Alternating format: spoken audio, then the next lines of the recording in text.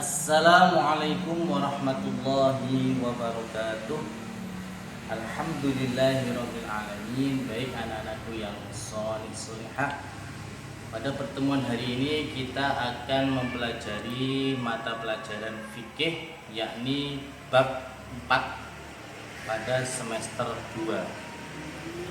Adapun pokok bahasan yang akan disampaikan pada pertemuan hari ini adalah kita nanti akan membahas tentang jual beli Islami, yang di dalamnya ada pengertian jual beli, kemudian yang kedua adalah rukun jual beli, kemudian yang ketiga adalah syarat-syarat sah jual beli, kemudian yang keempat adalah membedakan jual beli yang diperbolehkan dan dilarang, dan yang kelima adalah kita nanti akan membahas tentang khiyar. Itulah anak-anak pokok bahasan yang akan disampaikan oleh Pak Wibowo nanti pada pelajaran 4 ini, yaitu tentang jual beli Islami.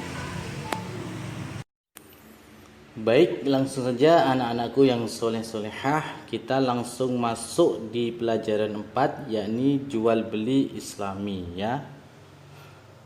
Di dalam jual beli Islami, memilih barang yang akan dibeli adalah hak pembeli. Hukum asal jual beli adalah mubah, dan kegiatan jual beli merupakan salah satu hubungan antar manusia untuk memenuhi kebutuhan hidupnya. Dalam Islam, transaksi jual beli akan sah apabila memenuhi rukun dan syaratnya.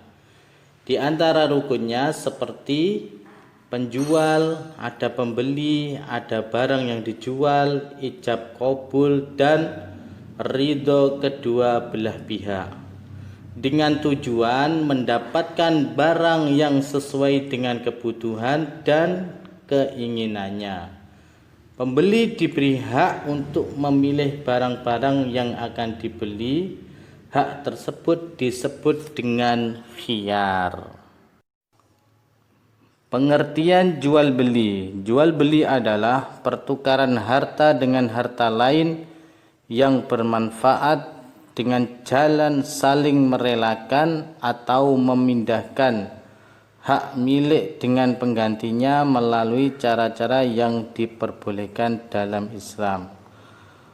Adapun dalil atau dasar yang memperbolehkan jual beli adalah yaitu surat Al-Baqarah ayat 275 yang berbunyi wa ahallallahu al-bai'a wa harramar riba, yang artinya padahal Allah telah menghalalkan jual beli dan mengharamkan riba. Dan salah satu hikmah disyariatkannya jual beli ialah seorang muslim bisa mendapatkan apa yang dibutuhkannya dengan sesuatu yang ada di tangan saudaranya dengan cara yang telah diatur oleh Allah Subhanahu wa taala dan Rasulnya. Rukun jual beli. Agar dapat terlaksana jual beli dengan sah, ada 5 rukun yang harus terpenuhi, yaitu ada penjual, ada pembeli, ada barang yang dijual, bahasa akad, dan kerelaan kedua belah pihak. Yang pertama adalah rukunnya adalah penjual. Penjual harus memiliki barang yang dijual. Kemudian yang kedua rukunnya adalah pembeli.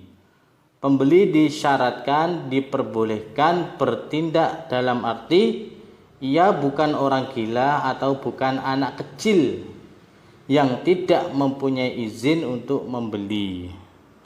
Kemudian rukun jual beli yang ketiga adalah ada barang yang dijual ya. Jadi harus ada barangnya yang dijual. Kalau tidak ada barang berarti tidak masuk jual beli ya. Kemudian rukun jual beli yang keempat adalah bahasa akad. Bahasa akad adalah ijab atau penyerahan dan qabul atau penerimaan. Ijab adalah ucapan dari pedagang bahwa ia bermaksud menjual barangnya dengan harga tertentu. Qabul adalah pernyataan dari pembeli bahwa ia setuju untuk membeli barang tersebut dengan harga yang disepakati. Nah, itu ya. Itu adalah yang keempat adalah akad, yaitu ijab penyerahan dan qabul penerimaan.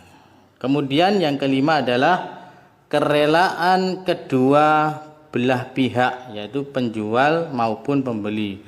Kedua-duanya harus rela. Kalau salah satu tidak rela, berarti jual belinya tidak sah. Syarat-syarat sah jual beli, ya. Yang pertama adalah syarat penjual dan pembeli satu berakal. Jadi seorang penjual dan pembeli harus berakal, ya. Tujuannya apa? Agar tidak tertipu dalam jual beli. Kemudian yang kedua, tidak dipaksa, artinya dilakukan atas kemauan sendiri. Kemudian yang ketiga, syarat penjual dan pembeli adalah barangnya bermanfaat atau barangnya tidak mubazir.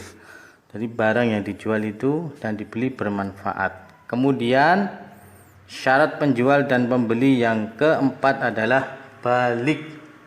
Jadi penjual dan pembeli sudah balik atau dewasa. Akan tetapi anak-anak yang belum balik dan mengerti jual beli barang-barang kecil dapat diperbolehkan mengadakan jual beli. Misalnya jual beli koran dan buku-buku. Kemudian yang kedua adalah syarat barang dan uang. Yang pertama adalah suci atau dapat disucikan. Artinya keadaan barangnya adalah